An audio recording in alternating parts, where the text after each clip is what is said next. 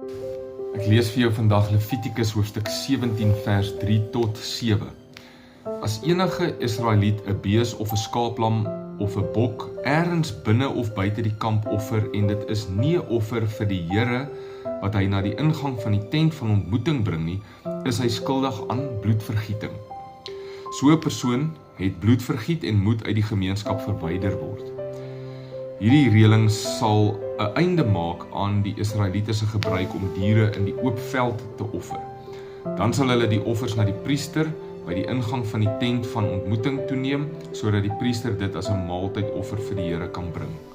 Die priester moet dan die bloed teen die altaar sprinkel en die vet op die altaar van die Here by die ingang van die tent van ontmoeting brand.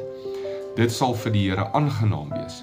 Die volk mag nie langer ontrou aan die Here wees deur offers aan bose geeste in die oop veld te bring nie. Dit is 'n permanente vaste reël wat vir geslag na geslag nagekom moet word.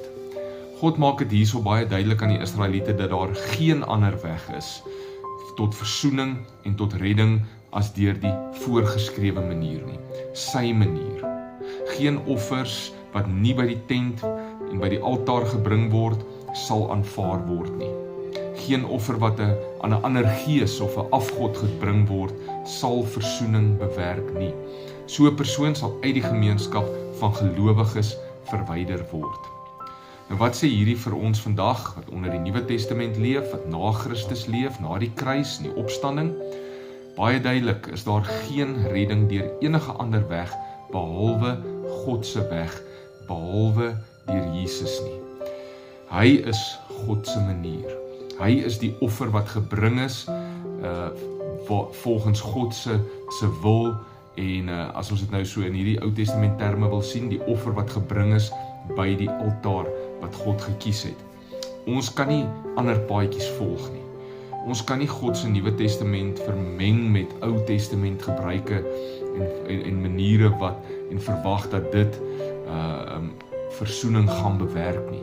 Want God het Jesus gestuur om al daardie gebruike te vervang en te vervul en 'n nuwe pad deur homself te maak tot versoening. Daarom sê Jesus, ek is die weg, die waarheid en die lewe. Niemand kom na die Vader behalwe deur my nie.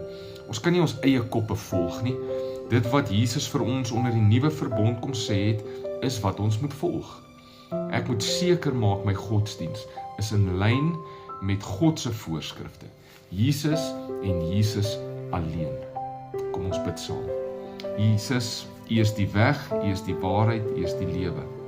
Daar is geen pad na die Vader, behalwe deur U nie. Amen.